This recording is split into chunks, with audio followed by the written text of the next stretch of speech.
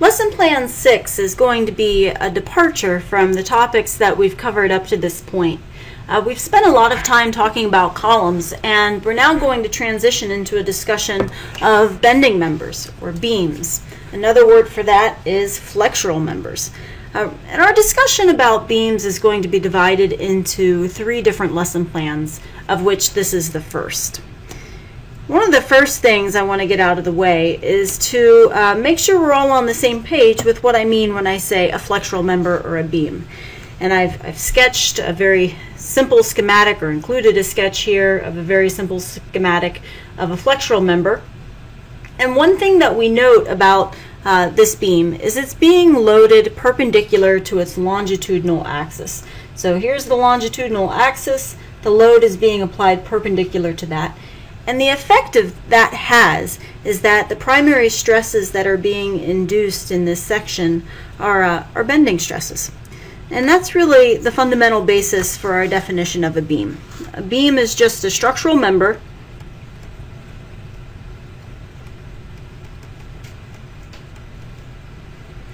that has loads oriented perpendicular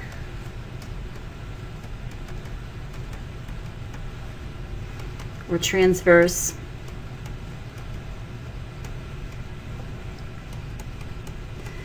to the longitudinal axis of the member.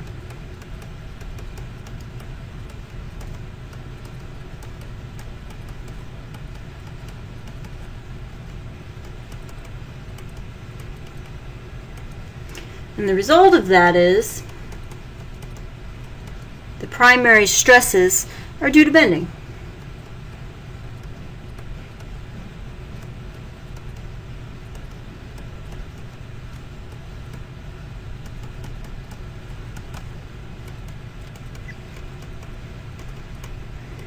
Now, back in basic strengths, you discussed how to solve for those bending stresses, and we wrote that in terms of sigma most likely, and that's going to be equal to a bending moment at any section along the length of the beam times the distance from the neutral axis to the fiber that you would like to calculate stresses at, divided by the bending moment of inertia for the axis about which bending is occurring.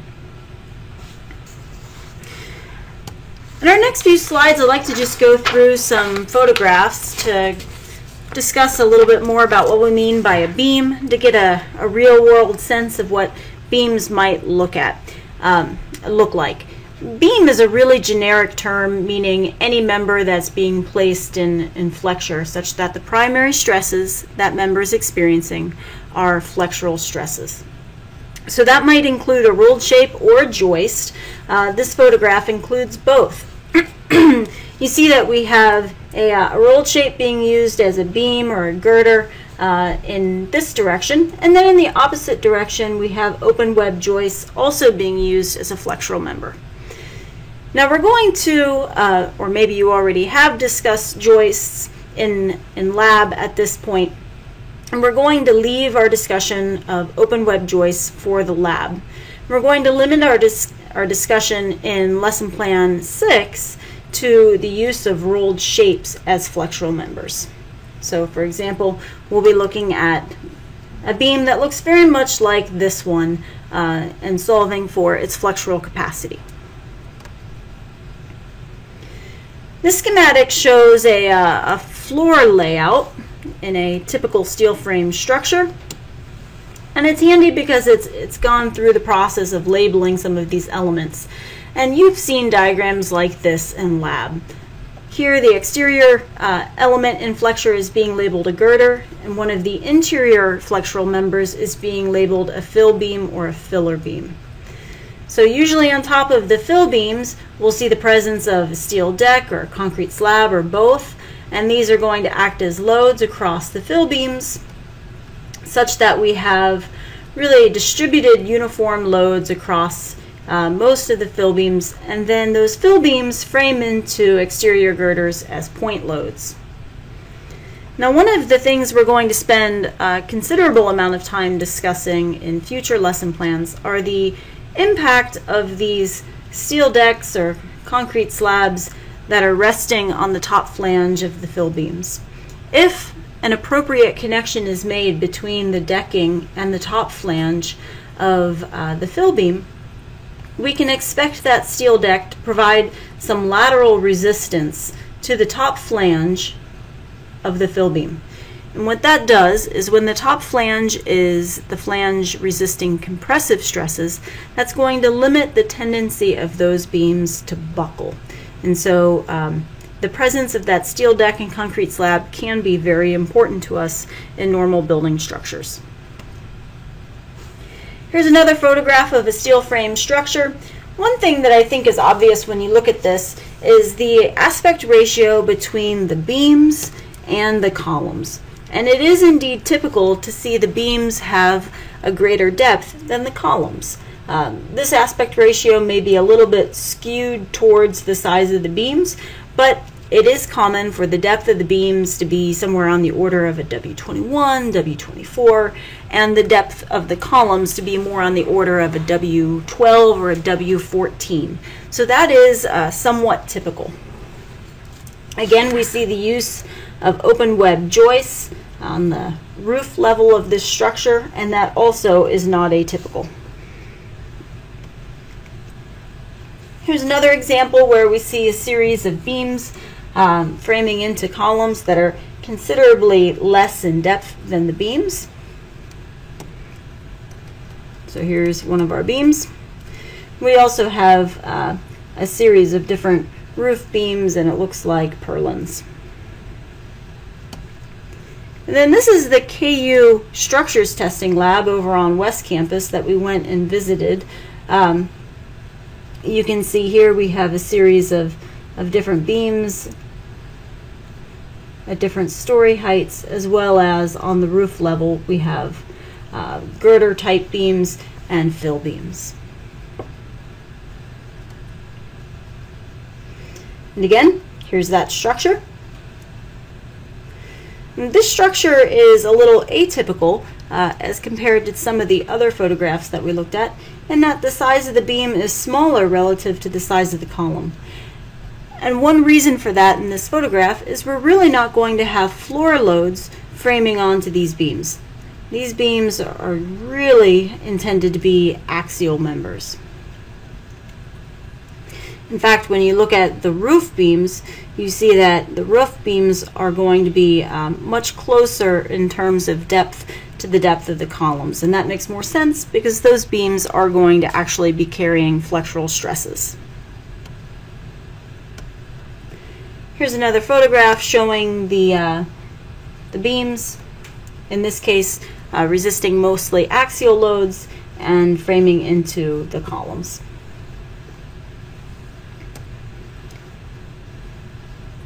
Okay, so what are the internal forces that a beam is expected to resist? This is an important question. So we would expect a beam to be able to resist shear forces. And there's our positive sign convention for shear. Down on the left face of a section and right on the right face of the section, shear should be acting upwards. We expect there to be internal bending moments, and our positive sign convention is such that those moments are producing compression in the top fibers of a beam and tension in the bottom fibers of a beam. And then we also expect that there is potential for axial forces to develop. So I'll use the symbology H for horizontal forces, and we take these as positive when they are acting outwards from the exposed face of a section.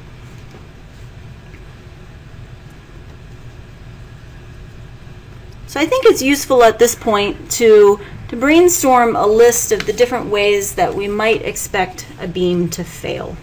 And I'm going to divide this list into three categories. Modes that a beam can fail in flexure, modes that a beam can fail in shear,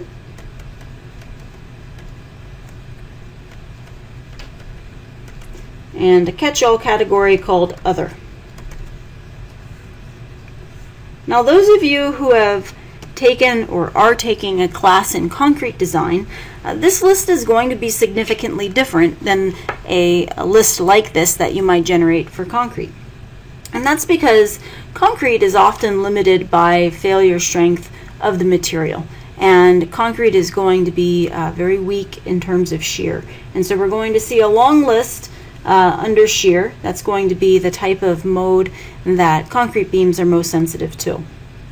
For us, steel beams are going to be much more sensitive to flexural failure modes on a more global level than on a material level. And so we will see less emphasis placed on shear failures when we're talking about steel and more emphasis on some other global flexural modes. The first flexural mode that I'm going to list is yielding. We can fail a steel beam by applying a moment large enough such that the cross-section yields all the way through its depth. And when it does that, we term the moment that produces yielding all the way through its depth the plastic moment. In other words, we have taken the material from the top of a beam to the bottom of a beam, and we have yielded every fiber along that depth. So that is a plastic moment. We can also experience local buckling failures due to bending. And this can occur in either a flange or a web.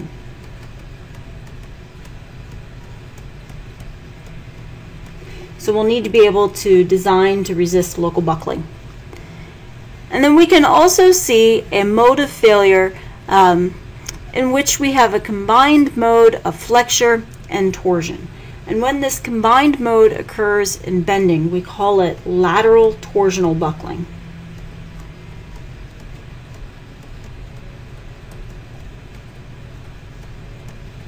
I'm going to abbreviate that LTB very commonly.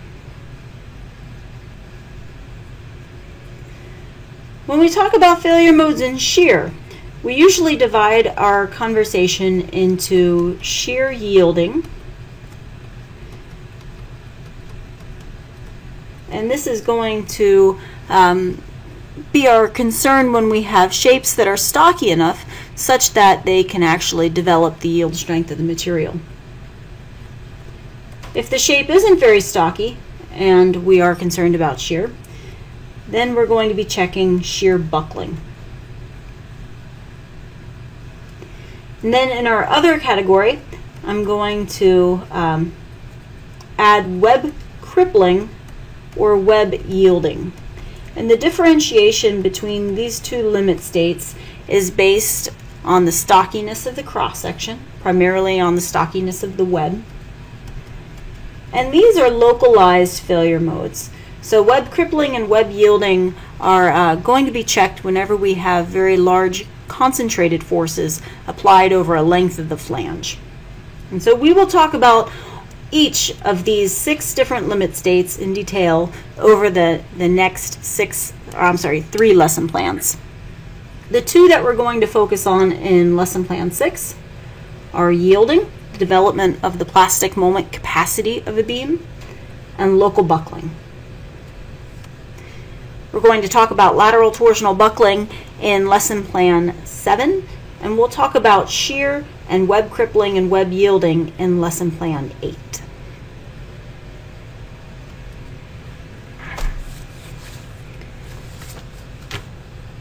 So I do want to, at this point though, discuss at some level the occurrence of buckling in beams, because I don't think it's intuitive.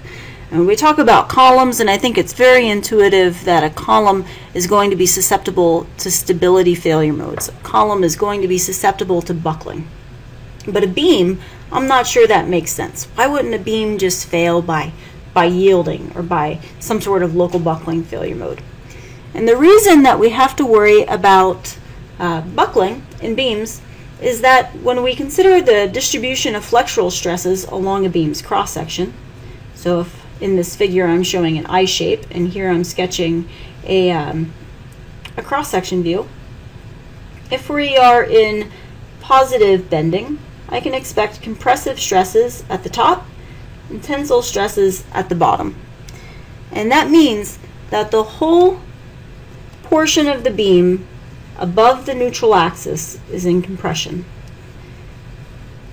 So that portion of the beam's cross-section is really acting a lot like a column.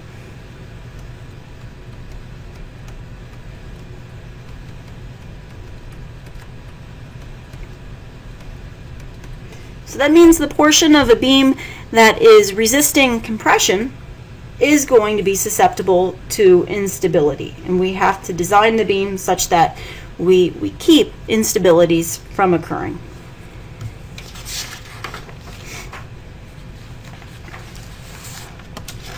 So this is how we're going to progress through our discussion of flexural members. We're going to start by assuming that we have no instability, no buckling. So we're going to start our discussion in this lesson plan by assuming we have no lateral torsional buckling.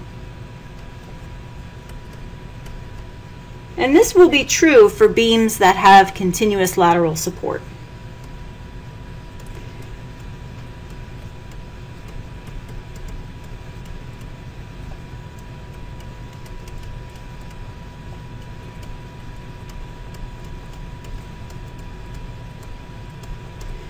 All I mean by continuous lateral support is that the compression flange of a beam loaded in flexure is restrained against lateral movement along its entire length.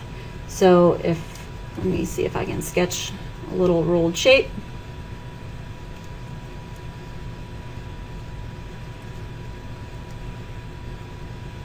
Let's say this guy is in flexure.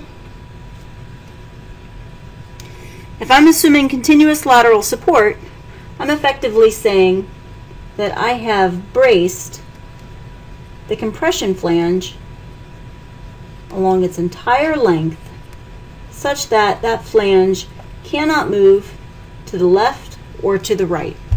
It has no means of kicking out and failing in torsion.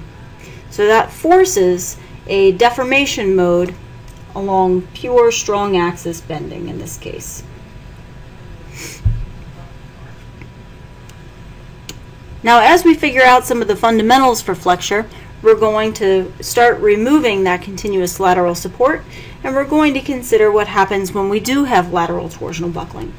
So our next step will be to consider the case of lateral torsional buckling, and we're going to continue looking at beams that have braces, but we're going to spread those braces far enough apart such that we do have to worry about buckling occurring in between those brace points.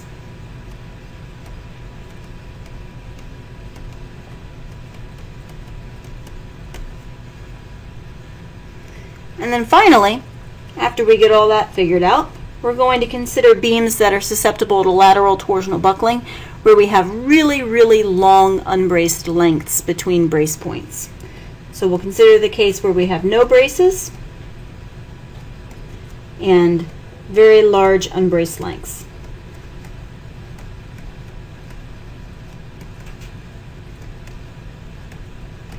I'm going to use L sub B to designate unbraced length. So if I was going to draw a similar sketch as above, except this time from an elevation view, here's a simply supported beam. And I've simplified my rolled shape as being just a straight line here.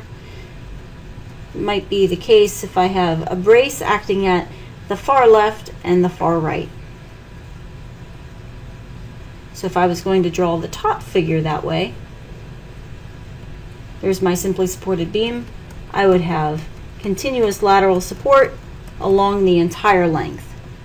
And if I look at this intermediate type of beam that we're going to be considering, maybe I have braces at the end and brace at the middle. Now when I sketch a brace like this, it's a lateral brace. It's doing nothing in terms of vertical deflection. The beam can still deform vertically the same as it wants to. However, it is restraining deformations in and out of the page.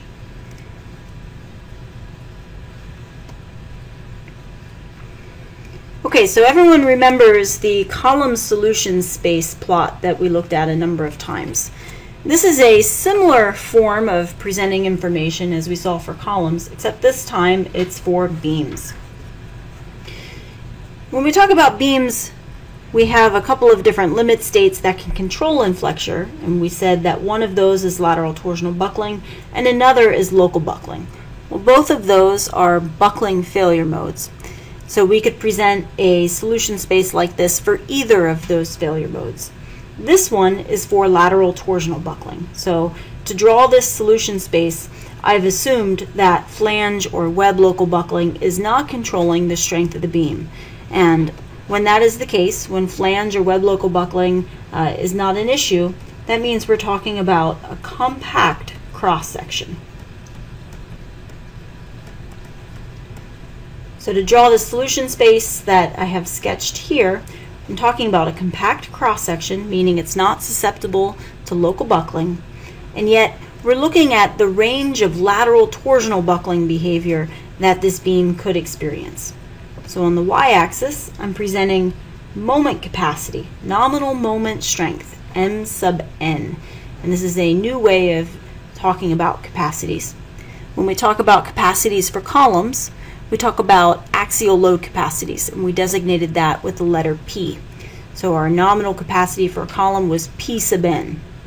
For beams, it's traditional to talk about capacity in terms of moment strength, and so we're switching to the letter M. And when I use a subscript of n, that means we're talking about the nominal moment capacity. So I have nominal moment strength on the y-axis, and then on the x-axis, I'm plotting unbraced length. An unbraced length is just the distance between brace points. So here's my simply supported beam, and I have a number of different lateral braces. Those distances are unbraced lengths. So we could call that unbraced length 1 and unbraced length 2. So you would figure out the controlling unbraced length, and that would tell you what sort of behavior your beam is going to be governed by with respect to lateral torsional buckling. For very short unbraced lengths, we're going to be governed by the plastic moment of the material, or of the cross-section. So we have this plateau region for unbraced lengths that are relatively small. When we look at very, very large unbraced lengths, our behavior looks a lot like the elastic buckling portion of our column curve. And we are in a region of elastic lateral torsional buckling. When I have intermediate unbraced lengths, we're going to be governed by inelastic lateral torsional buckling, and the behavior is going to be approximated by a straight line in between the plastic moment strength and elastic lateral torsional buckling strength.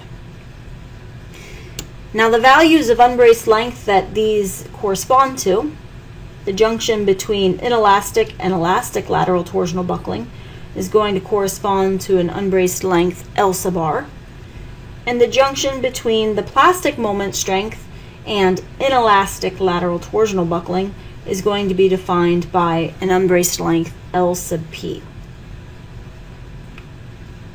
So maybe it's surprising that this solution space looks almost exactly the same as it did for columns, but maybe it shouldn't be surprising.